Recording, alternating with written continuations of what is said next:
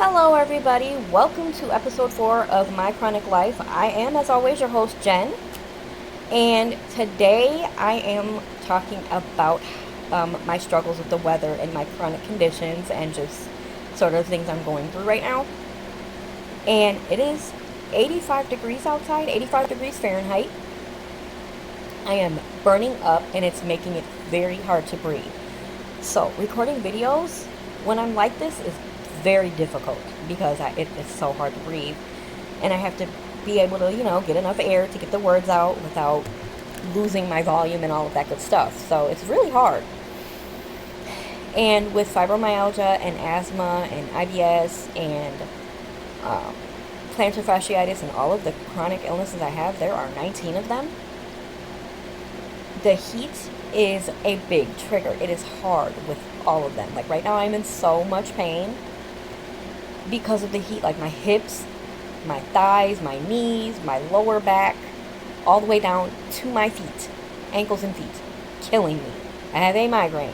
And then, like I said, the asthma is acting up. I can barely breathe. Excuse me. And then the IBS is I'm having a lot of air trapped in my stomach and just a lot of queasy, bubbly, well, not so much queasy, I got rid of the queasy, but like it's bubbly and it's like not making up its mind, is being very unpredictable as to what actual issue I am going to have as far as my IBS. Am I going to be on the D side or the C side? Because I have the mixed. So I don't know which kind of stomach issue I'm going to have, whether diarrhea or constipation. So that is a thing. And then, again, the other symptoms, like the gassy, bloated, squishing my lungs and diaphragm type feeling that I'm having, that's a problem. And it's worse when it's hot. And like indigestion, oh my lord, I have so much indigestion when it's hot. My stomach just gets sour, is the feeling I get. And it's hard to find things to eat. I don't have I keep losing my appetite often. I have far less appetite when it's hot than I do when it's cooler, when I'm in a comfortable temperature. And it's awful. And then on the flip side, when it's wintertime and it's like freezing the heck cold, I eat more and I have a bigger appetite. I feel like I need to hibernate from the cold. And I guess like the cold and the shivering, it makes me burn up more energy and more calories. So I honestly want to eat a lot in the wintertime. That's a thing. That's like a known thing with it in the wintertime is that you want to eat. And it's a whole comfort food thing also. Makes me feel better. But anyway, I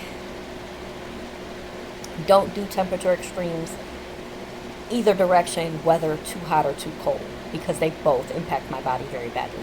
And then adding wetness, like adding rain and snow to the picture, my goodness, my body goes insane in rain and snow. Like, it's so triggering for my conditions. I can't breathe. I hurt. Everything is so much worse, and it's much worse in the winter than it is in the summer, but both of them are bad. So both of them are triggering, and it's hard. So I am struggling right now very much, and I need my air conditioner in the window. My boyfriend said he's not doing it until the weekend, but it's literally Tuesday, and it's 85 degrees, and if it's going to stay in the 80s all week, I'm going to need that air conditioner before the weekend. I can't breathe. So, and it makes everything hard. Like, I feel like I'm doing everything while walking through hot mud in the summertime. And at wintertime, it feels like I'm doing everything walking through muddy snow. So that feeling of being stuck and having to push through the muddy, snowy situation, or the muddy, dirt summertime grass situation, that feeling of having to do that, either side of it, I get that, and it makes my entire life harder. Like, it feels so hard to do anything, and I'm expending so much extra effort to do things because of that it's ridiculous. And it may not seem on the outside like I'm struggling because I'm still doing the things, but I promise you, even though I am doing the things and trying to hold it together, I am still struggling. And because I have that feeling of like I'm doing things while walking through mud, whether cold mud or hot mud, depending on which season I'm in. Because I have that feeling when I'm doing things, it's so much more, like it takes me so much more energy and effort to do the tiniest of things. Like walking to my kitchen from my bedroom feels like I just walked 2 blocks through 4 feet of mud.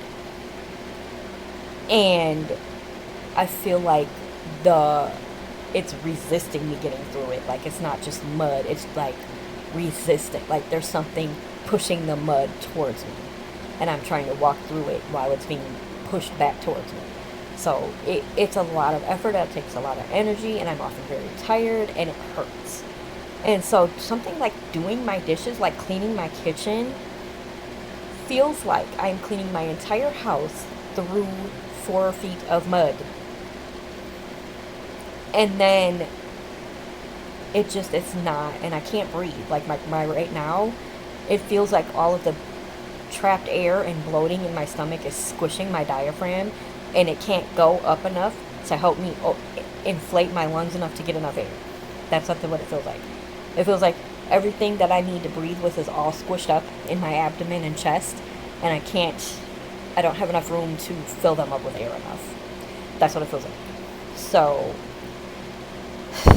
it is a big struggle, and you will have to bear with me with the deep breathing and the of it all, because I can't help it. I can't breathe right now. And it's affecting my consistency with my content creation. It's affecting my work, because at work I feel like I'm doing my entire job and walking all around that ginormous hotel through 3-4 feet of mud. And it's hard. And I am glad I don't have to go to work today, but like I will tomorrow, and it's really hard. If it's going to be this hot, it's going to be that same struggle. Even though I will be in air conditioning at work, it's still a struggle, because that didn't change the weather outside. That's still affecting me. Just because I'm in an air-conditioned building doesn't mean the weather itself doesn't still affect me. And I have to go through the weather to get to work and get home from work, so it's still going to affect me. And it's a hard struggle. And people don't get it, and that makes it even harder. But these are really a thing, and it's part of having chronic illness. It's part of having fibromyalgia and all of the things that I have, that the weather affects it how it does and everything, and that it feels like I'm expending so much effort to do simple things that other people would do easily or with only a small amount of effort. And they don't get it. They see me walking around doing things and trying to function, and they assume I am functioning. They assume I am not struggling. They assume I am not dealing with my illness. But what they fail to grasp is I'm always dealing with my sickness. My illnesses never are gone. And it's a big struggle. And then my job is so demanding on a regular basis. Like when it's not weather extremes, and I'm not even if I didn't have all of this trigger going on, the job is still physically demanding, stressful, toxic, and a lot too much for me. And that's a hard thing to deal with every time you go to work. And like being the single only disabled person at my job, it is ridiculously hard, because nobody else understands, because none of the rest of them are disabled, suffering from any of the things I have going on. They don't understand it because they've never had it. And that is a hard thing to go to work and deal with every single day. And that's why I've been having such a hard time at work lately. Like, I honestly had to call in sick a couple of times. There were 2 or 3 of them I had to call in sick, because I couldn't do it. I couldn't make it to work whatsoever. I was extremely sick. The one time I literally had an actual like upset stomach, like some kind of acute illness that was like maybe 24 to 48 hour like acute thing that was gone by the time I went back to work. But like, so 24 hours.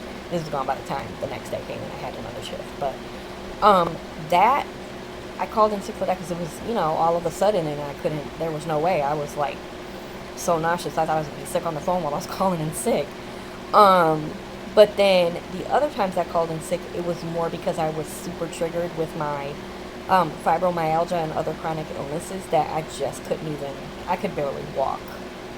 And I was in so much pain, moving just made the pain worse. I couldn't do it. And so I stayed home.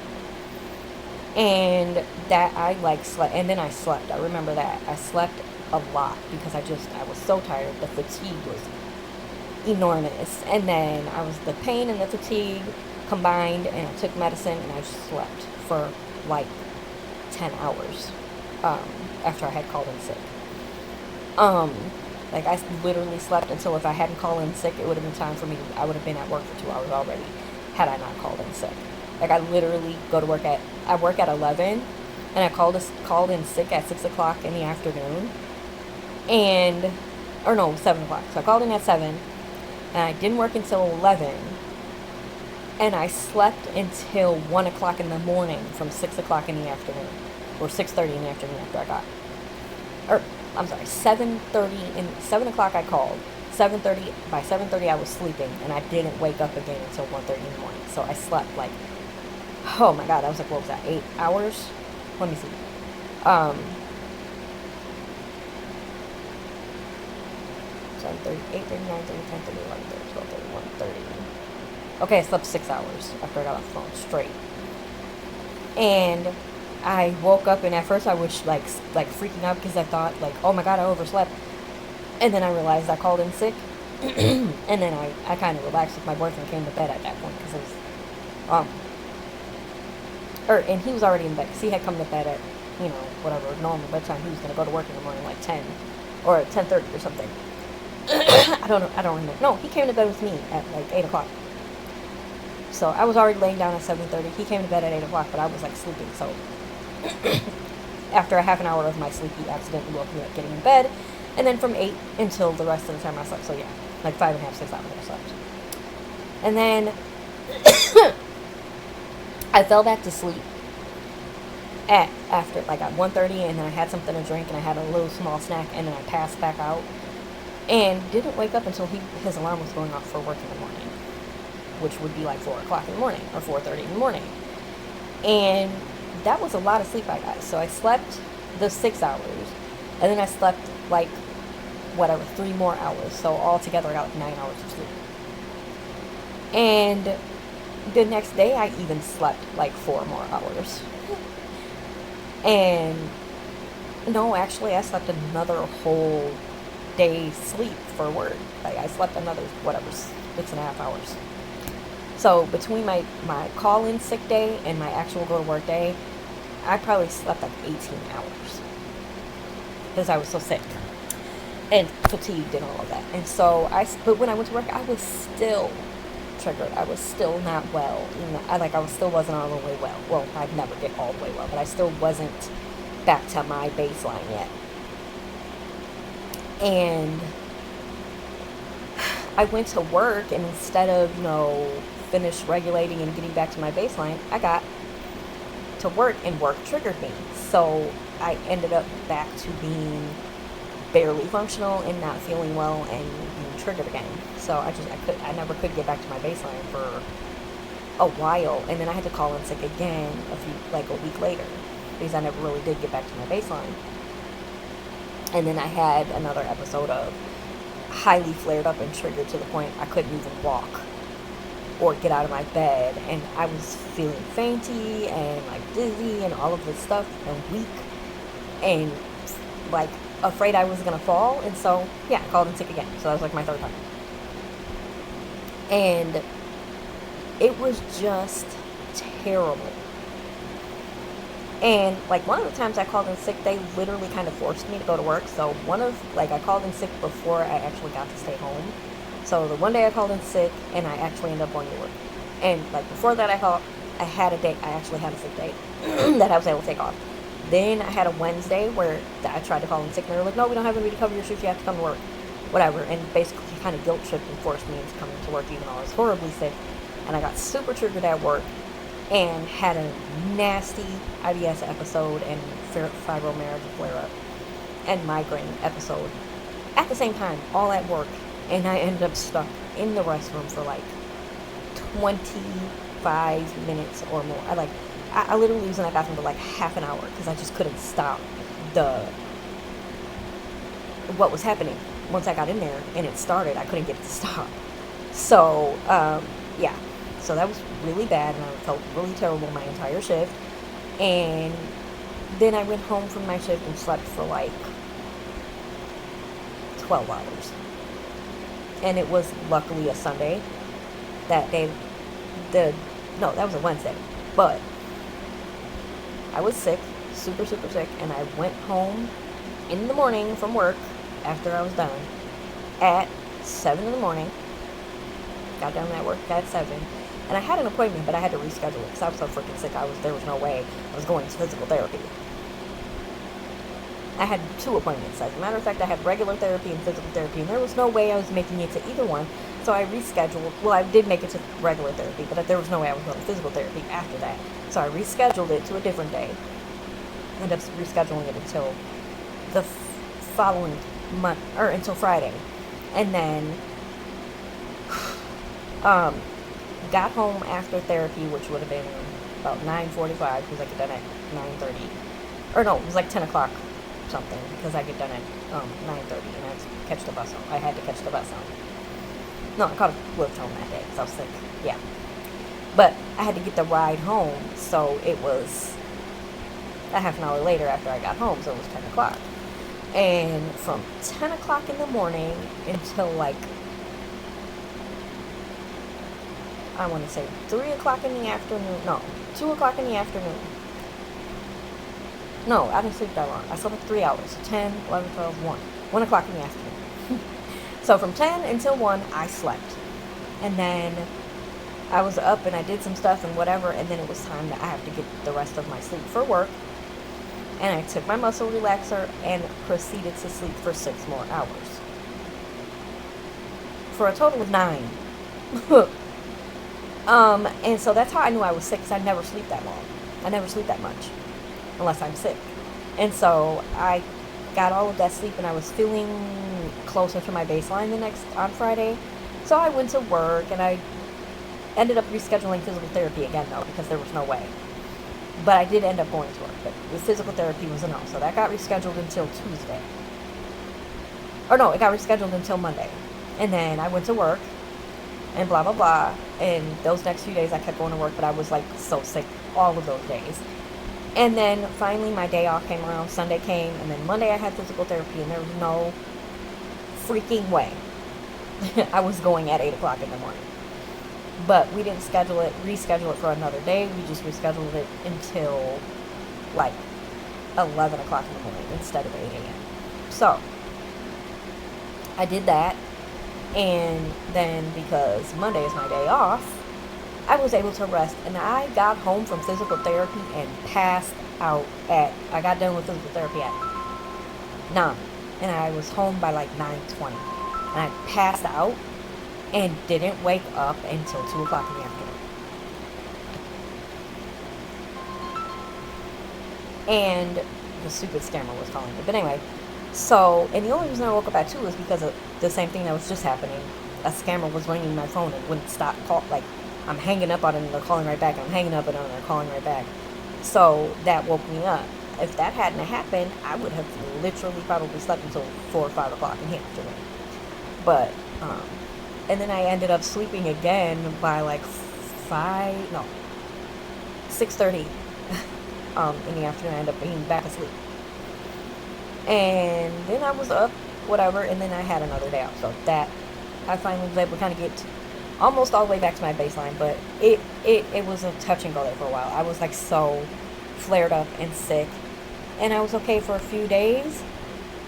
And we're now up to this past week, and I flared up again. So, but in all that time frame, I called in a total of 4 times. I took 4 sick days, a total of 4, in that time that I was just talking about. And like I literally, this job is not sustainable for me with all of the chronic illnesses I have and how they flare up and the things that trigger them. It's totally unsuitable. So I just wanted to talk about how this weather is affecting me and how my job is affecting me and how these different triggers and flare-ups make it so hard for me to work with my chronic illnesses. I hope to see you in the next episode. Bye now.